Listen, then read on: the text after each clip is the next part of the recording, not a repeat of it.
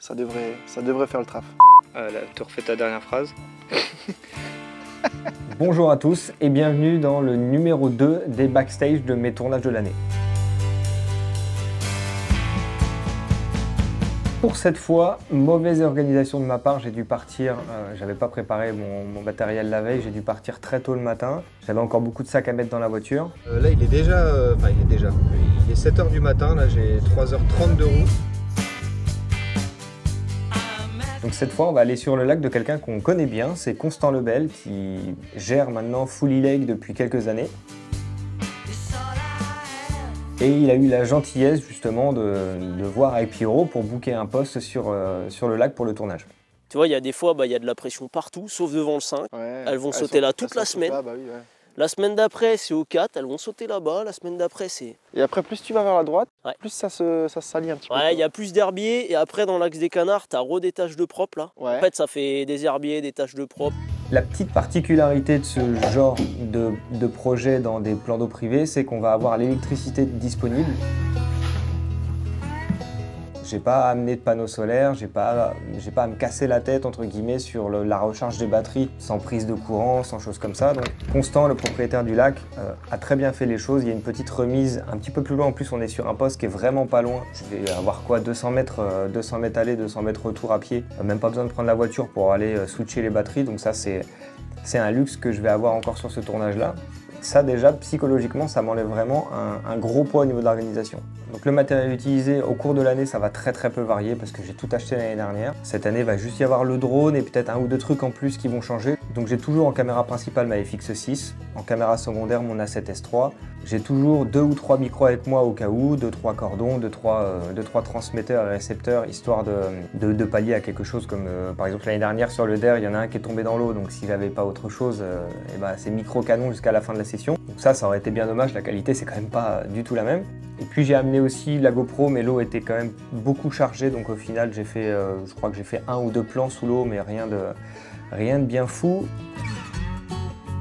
La pêche n'aura pas donné exactement ce qu'on voulait, exactement ce que Pierre voulait, donc au final on s'est pas mal retranché sur beaucoup de clips verticaux.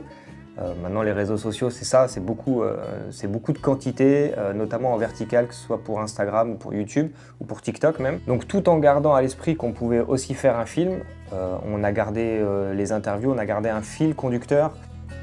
Ça devrait faire le taf. Là, tu refais ta dernière phrase. Voilà, je pense que ça devrait faire le taf.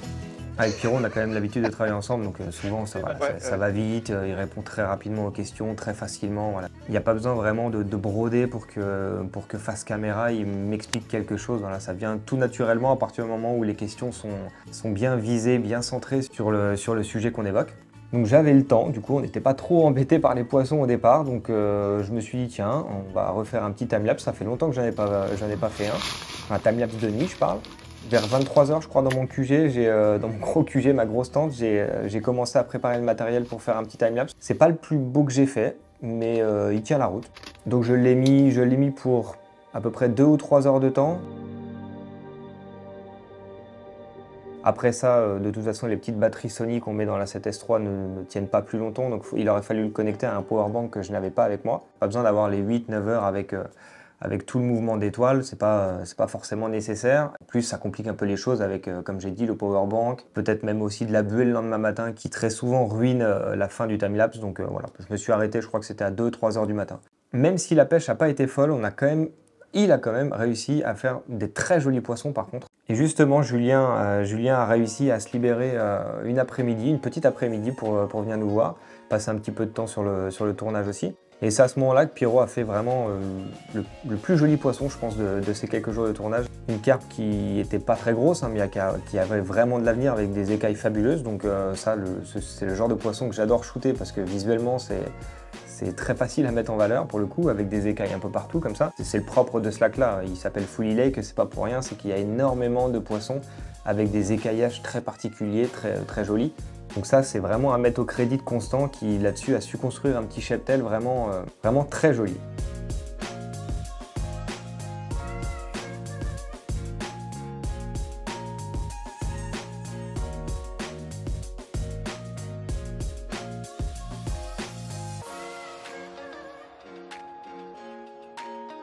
Donc les heures passent, les jours passent aussi, donc on décide finalement de se concentrer vraiment que sur des clips produits.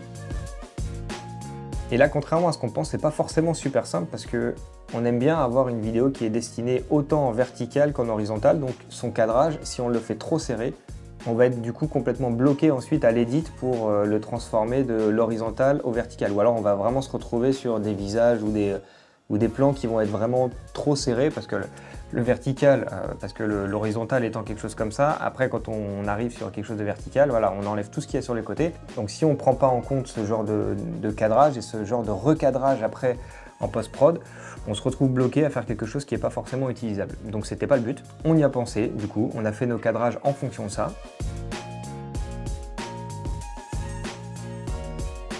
Et je suis plutôt content du résultat, on a fait 2-3 choses vraiment jolies, on a dû faire un clip pour l'épuisette qui venait de sortir et pour le setup aussi de Pyro, le setup entier, donc ça c'est une vidéo qui n'est pas encore sortie. Pareil, avec vraiment beaucoup de plans pour illustrer. Moi qui pensais avoir un temps qui n'était pas vraiment fou pour en conditions de tournage, je parle, on s'est retrouvé avec peu de vent. La nuit la plus fraîche, ça a été celle où j'ai eu la bonne idée de faire le timelapse. Il devait faire 2 ou 3 degrés, je crois pas plus. C'est normal, c'est la période de l'année où il fait encore bien froid, surtout au bord de l'eau. Mais au final, ça s'est bien déroulé parce qu'on a sorti 12 clips, je crois, vertical et horizontal confondus. On a des potes qui sont passés nous voir aussi le dernier soir, donc ça c'est toujours super agréable. On a pu se faire un petit barbecue, des bonnes pièces de viande qu'ils nous avaient ramenées. On a refait le monde sous la tente comme d'habitude.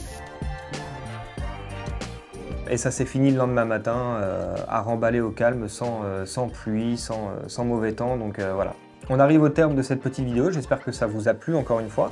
Pour celle-ci, j'ai réussi à imager déjà un petit peu plus que la première. Donc n'hésitez pas à vous abonner, il va y avoir des choses qui vont différer de la pêche vraiment dans l'année. Il va y avoir aussi des backstage de vrais gros projets comme celui que j'ai fait avec Dylan pour Seasons, où il y a une partie sur le DER et une partie sur la Saône. Donc là, c'était vraiment un gros morceau que j'ai pas mal imagé aussi pour vous expliquer 2-3 choses.